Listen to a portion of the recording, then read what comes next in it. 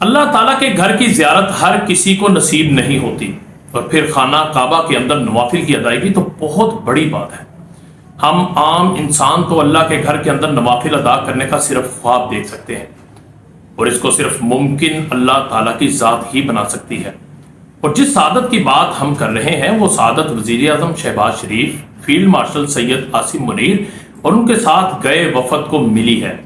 یہ انتہائی خوش قسمتی کی بات ہے کہ جس پر جتنی بھی خوشی کا اظہار کیا جائے کم ہے۔ اللہ تعالیٰ کے گھر کی زیارت کرنا ہر مسلمان مرد اور عورت کا خواب ہے، اور پھر اللہ تعالیٰ کے گھر خانہ کعبہ کے اندر نوافل ادا کرنا کتنی بڑی سعادت کی بات ہے۔ یہ ہر مسلمان کو نصیب نہیں ہوتا۔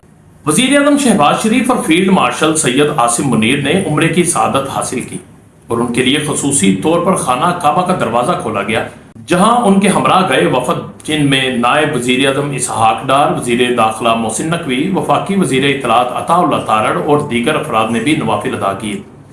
وزیر اعظم شہباز شریف اور آرمی چیف سید عاصم منیر نے وفد کے ہمراہ سعودی ولی عہد شہزادہ محمد بن سلمان کی خصوصی دعوت پر دورہ کیا۔ وزیر اعظم اور فیلڈ مارشل نے خانہ کعبہ میں نوافل ادا کی اور بھارت کے خلاف آپریشن بنیان المرصوص میں فتح پر اللہ تعالیٰ کا خصوصی شکر ادا کیا۔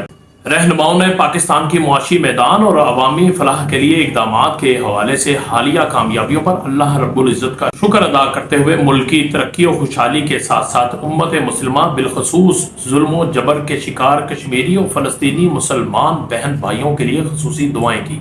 اس ویڈیو کو شیئر کرنے سے شیطان مردود اور دشمن آپ کو روکے گا، لیکن آپ نے ایمان کے جذبے کو کبھی ٹھنڈا نہیں ہونے دینا، اور شیطان کی چالوں سے محفوظ رہتے ہوئے اس ویڈیو کو اتنا شیئر کرنا ہے کہ دشمن زیر ہو جائے۔ جیسا کہ آپ جانتے ہیں کہ خطبہ حج میں مسجد الحرام کے امام شیخ ڈاکٹر صالح بن عبداللہ نے کہا ہے کہ اے ایمان والو، اللہ سے ڈرو، تقوی اختیار کرو۔ تقوی اختیار کرنا ایمان والوں کی شان ہے۔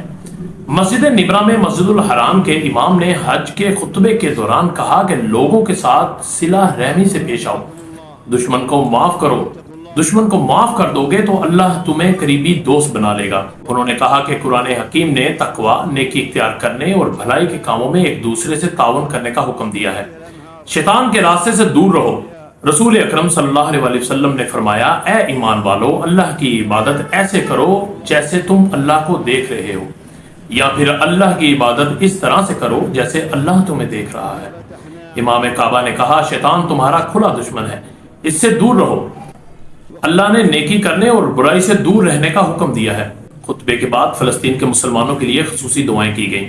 امام شیخ ڈاکٹر صالح بن عبداللہ نے خطبہ حج میں دعا کرتے ہوئے کہا، اے اللہ، مشرق و مغرب میں مسلمانوں کے حالات سدھار دے، تمام معاملات سدھار دے۔ اے اللہ، فلسطین میں ہمارے بہن بھائیوں کا خیال رکھ۔ اے اللہ، مسلمانوں کے حکمرانوں کو بھلائی کی توفیق دے، انہیں ہدایت اور تقوی عطا فرما۔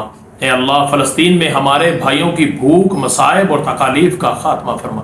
اے اللہ، فلسطین کے بے گھروں کو آسرا دے، انہیں امن عطا کر، دشمنوں کے شر سے نجات دے۔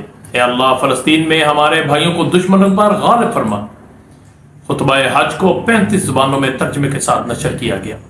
ناظرین، آپ کی معلومات میں اضافہ کرتے ہیں کہ حجاج اکرام کو عبادت کے لیے پرسکون ماحول کی فراہمی کے لیے مسجد نمرہ کے 1,25,000 مربع میٹر رقبے میں آرام دہ قالین بچھائے گئے تھے تاکہ ان کو کسی قسم کی پریشانی کا سامنا نہ کرنا پڑے۔ ماحول کو ٹھنڈا رکھنے کے لیے 117 فوار والے پنکھے نصب کیے گئے، جس سے درجہ حرارت میں اوسطاً 9 ڈگری سینٹی گریڈ کمی متوقع ہوتی ہے۔